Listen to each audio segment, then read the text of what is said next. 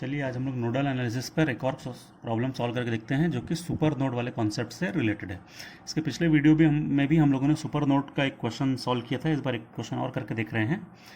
तो ये एक नेटवर्क हमको दिया हुआ है, यहाँ पर ये एक हमको सर्किट दिया हुआ है जिसमें ये कुछ सोर्सेज लगे हुए हैं, कुछ रेजिस्टेंसेस कनेक्टेड हैं और हमसे पूछा गया है कि find node voltages and current of 4 ohm resistance. तो ये 4 ओम रेजिस्टेंस है, यहाँ का करंट हमको फाइंड करना है और जो भी नोड्स होंगे उनका हमको वोल्टेज फाइंड करना रहेगा। ठीक है, तो जब हम इस प्रकार के क्वेश्चन को सॉल्व करना स्टार्ट करते हैं तो हमारा जो स्टेप 1 रहता है वो यही रहता है कि मार्क नोड्स। इसमें हमको आइडेंटिफाई करना है कि कितने नोड होंगे और उनका एक नाम दे देना है, हमको मार्क कर देना है। तो देखिए कि यहाँ पर पूरे इसमें कोई भी ब्रांच कनेक्टेड नहीं है, इसका मतलब है मतलब कोई भी एलिमेंट कनेक्टेड नहीं है, इसका मतलब ये पॉइंट और ये पॉइंट सेम होगा। ठीक है, हम लोग इसको अलग नोड और इसको अलग नोड नहीं एज्यूम करेंगे, जबकि दिख रहा है हमको कि यहाँ पर देखिए 1 2 3 ब्रांच कनेक्टेड है, यहाँ पर भी 1 2 3 है, लेकिन चूंकि इन दोनों के बीच में कोई एलिमेंट नहीं है इसलिए इसको हम एज ए ब्रांच नहीं लेंगे। ब्रांच हम उसी को लेते हैं जिसमें कोई एलिमेंट कनेक्टेड रहता है। तो हम इन दोनों को सेम नोड लेंगे और इस पर्टिकुलर नोड में कितनी ब्रांचेस कनेक्टेड है देखिए, तो एक ये हो जाएगी, एक ये हो जाएगी और एक ये हो जाएगी और एक ये हो जाएगी, 4 ब्रांचेस कनेक्टेड हैं। इसी को मैंने थोड़ा सा यहाँ पर एक बार और डायग्राम को बनाने की कोशिश की है, आप थोड़ा और अच्छे से भी बना सकते हैं चाहे तो। ये दोनों आपस में पैरेलल में है तो ये दोनों को मैंने पैरेलल में बना दिया है, ये दोनों भी आपस में पैरेलल में है तो इन दोनों को पैरेलल में बना दिया है। ये नीचे का लाइन है, ये जो मैंने बनाई है नीचे में, ये नीचे की लाइन हो गई है। ठीक है, 12 वोल्ट, ये 12 वोल्ट हो गया है। उसके बाद इस पॉइंट से और इस पॉइंट के ऊपर में देखिए ये 10 ओम कनेक्टेड है, यहाँ पर ये 10 ओम कनेक्टेड आपको दिख रहा है। तो यहाँ पर भी मैंने इस पॉइंट और इस पॉइंट के बीच में 10 ओम का एक रेजिस्टेंस कनेक्ट कर दिया है। ठीक है, तो इसका मतलब है एज ए होल ये वाला जो पॉइंट रहेगा इसको अपन नोड 1 मानेंगे, क्योंकि यहाँ से 1 2 3 4 ब्रांचेस कनेक्टेड है। तो ये वाला अपना एक हो गया नोड 1, मतलब ये पूरा हो जाएगा नोड 1। सिमिलरली ये और ये पॉइंट के बीच में कोई एलिमेंट कनेक्टेड नहीं है, इसलिए इन दोनों का वोल्टेज सेम होगा, इन दोनों का पोटेंशियल सेम होगा। क्योंकि कोई एलिमेंट नहीं है इसलिए कोई पोटेंशियल ड्रॉप, कोई वोल्टेज ड्रॉप नहीं होगा, इसलिए दोनों का वोल्टेज सेम होगा। इसलिए इन दोनों को भी मैं अपन एक नोड मान लेंगे और ये हो जाएगा हमारा नोड नंबर 2, क्योंकि यहां से कितनी ब्रांचेस कनेक्टेड है देखिए, 1 2 3 और 4 ब्रांचेस कनेक्टेड है। 2 से ज्यादा ब्रांचेस यदि कनेक्टेड है तो इसका मतलब वो उसको हम नोड मान सकते हैं। इस पूरे नीचे वाले को अपन एक नोड मान सकते हैं, क्योंकि देखिए इसका और इसका वोल्टेज सेम होगा, क्योंकि बीच में कोई एलिमेंट कनेक्टेड नहीं है। इसका भी वोल्टेज सेम होगा, इसका भी वोल्टेज सेम होगा, मतलब इस पूरे को एज ए होल अपन एक नोड मान सकते हैं और इस पूरे को अपन एज ए होल एक नोड मानेंगे और उसको नाम दे देंगे R। और इसी को हम मान लेंगे अपना रेफरेंस नोड। ठीक है, रेफरेंस नोड का वोल्टेज क्या होता है, 0 होता है। ठीक है, तो हमको कितने नोड मिल गए टोटल, 1 2 और एक रेफरेंस नोड 3। ठीक है, तो ये हमने लिख दिया n is equal to 3। Make 1 node reference node, किसी भी एक को हमको रेफरेंस नोड मानना है और उसका वोल्टेज हमको 0 लेना है, क्योंकि रेफरेंस नोड का नाम हम दे देते हैं R, अज्यूम कर लेते हैं कि उसका नाम R है। तो ये हो गया हमारा R। ठीक है, ये मैंने लिख दिया R और इसी का जो वोल्टेज होगा VR इज इक्वल टू हो जाएगा 0। ये हम लोग एक नोड मान लेते हैं ऐसा R। ठीक है, अब जो बचे हुए n-1, जैसे n इज इक्वल टू 3 था, तो रेफरेंस नोड मानने के बाद जितने नोड बच रहे हैं उनमें करंट्स मार्क कर लीजिए। एक हमारा स्टेप नंबर 2 है, तो अपन फटाफट करंट मार्क कर लेते हैं। तो एक करंट ये हो जाएगा, एक करंट ये हो जाएगा, एक करंट ये हो जाएगा, एक करंट ये हो जाएगा। ये हमारे हम सभी करंट्स को आउटगोइंग एज्यूम कर लेते हैं। तो सारे करंट को हमने आउटगोइंग एज्यूम कर लिया। यहाँ पर भी देखिए ये करंट ऐसा हो जाएगा, ये करंट ऐसा हो जाएगा, ये ऐसा हो जाएगा। ये सारे करंट्स को अपन आउटगोइंग अज्यूम कर लेते हैं ताकि हम algebraic sum of all outgoing currents करें तो 0 आ जाए। यहाँ पर भी algebraic sum of all outgoing currents जब हम निकालेंगे तो इज इक्वल टू 0 आ जाएगा। तो इस समेशन करना पड़े इसलिए अपन आउटगोइंग मान रहे हैं। ठीक है, चलिए अब अपन लोग KCL अप्लाई करते हैं नोड 1 पर। यदि मैं नोड 1 पर KCL अप्लाई करूंगा तो नोड 1 से कितनी ब्रांचेस कनेक्टेड है, तो एक ये कनेक्टेड है, एक ये कनेक्टेड है, एक ये कनेक्टेड है और एक ये कनेक्टेड है। यदि मैं यहां पर करंट निकालूं तो क्या आ जाएगा, V1, ऐसे जाएंगे अपन तो मिलेगा V2, तो V1 minus V2 divided by 10 हो जाएगा। तो V1 minus V2 divided by 10 ये हो गया। अब नीचे वाले में करंट निकाले तो देखिए ये माइनस दिख रहा है, -6। ठीक है, क्योंकि हमारा जो 6 एम्पियर का करंट है वो ऊपर जा रहा है और हमने जो करंट का अज्यूम किया है वो नीचे आ रहा है, दोनों अपोजिट है, तो इसलिए अपन लिख देंगे -6।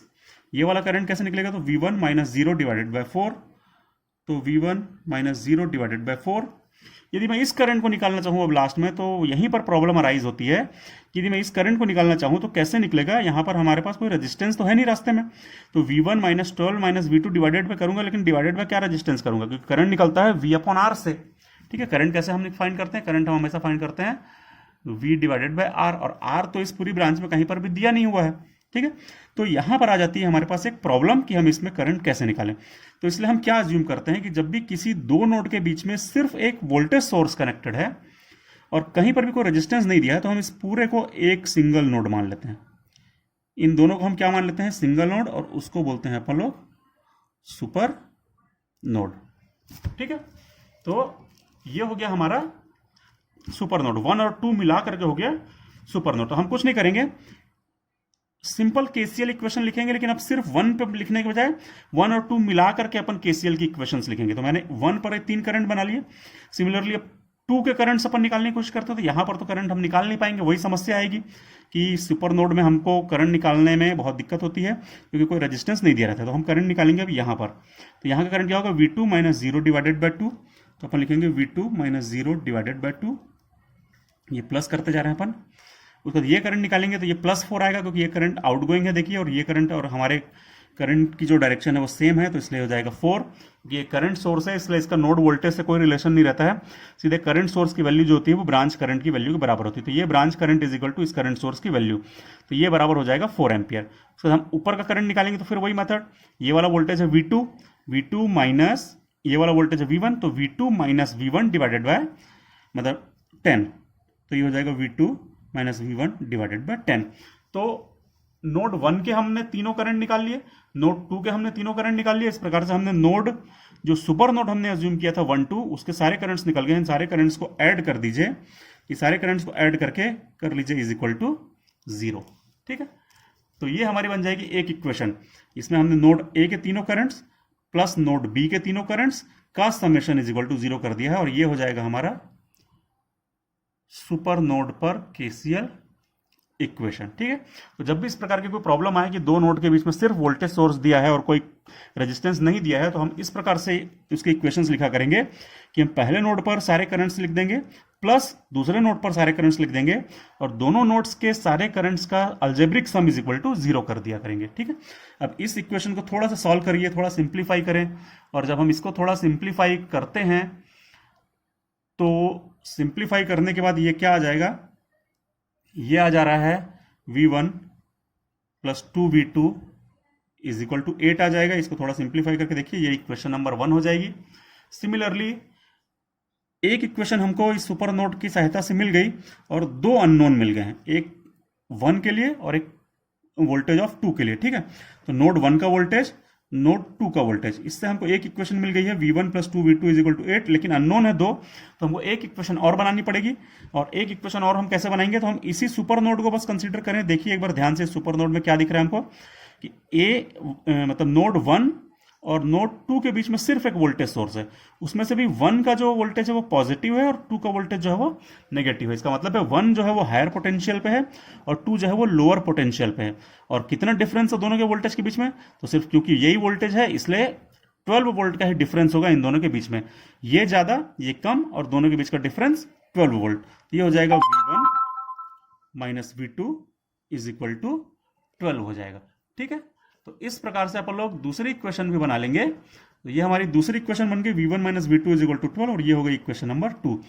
ये वाला वोल्टेज देखिए प्लस से जुड़ा है इसलिए हायर होगा, ये वाला वोल्टेज माइनस, तो ये वाला पॉइंट जो है वो माइनस से जुड़ा है इसलिए ये लोअर होगा। तो V1 higher V2 lower, V1 minus V2 is equal to ये वाला 12।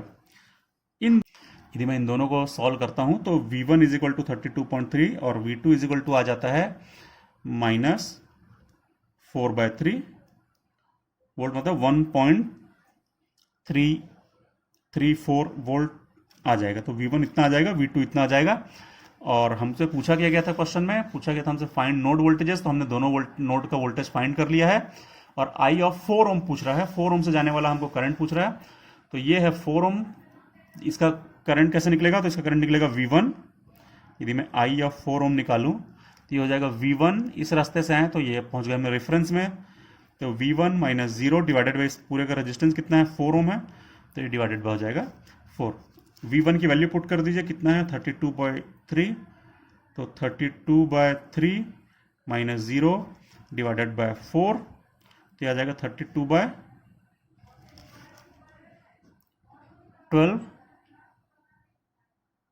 एम्पियर हो जाएगा आई ऑफ 4 ओम। तो ये हो जाएगा हमारा एक और आंसर। ठीक है, I of 4 ohm is equal to 32/12, या इसी को अपन थोड़ा सा और सॉल्व करें तो 8/3 एम्पियर आ जाएगा। ठीक है, आई इज इक्वल टू हो जाएगा 8/3 एम्पियर। तो इस प्रकार से अपन लोग नोडल एनालिसिस के क्वेश्चंस को, चाहे वो सुपर नोड हो चाहे प्रॉब्लम सिंपल नोड्स की हो, हम बहुत आराम से सॉल्व कर सकते हैं। सुपर नोड में बस यही ध्यान रखना है, इन दोनों को एक सिंगल नोड मानते हुए अपने को केसीएल की इक्वेशंस लिखनी है। इस नोड पर भी सारे करंट्स का समेशन प्लस इस नोड के सारे करंट्स का समेशन इज इक्वल टू 0 एक साथ करना है, अलग अलग नहीं करना है। और इन दोनों के वोल्टेज का जो डिफरेंस होगा वो इस वोल्टेज सोर्स के बराबर होगा। हायर को अपने को पॉजिटिव साइन से जो जुड़ा है उसको हायर मानेंगे, जो लोअर नेगेटिव साइन से जुड़ा है उसको लोअर मानेंगे, और उसको डिफरेंस निकालेंगे तो V1 minus V2 is equal to 12 ऐसे करके हम प्रॉब्लम को सॉल्व कर सकते हैं। Thank you.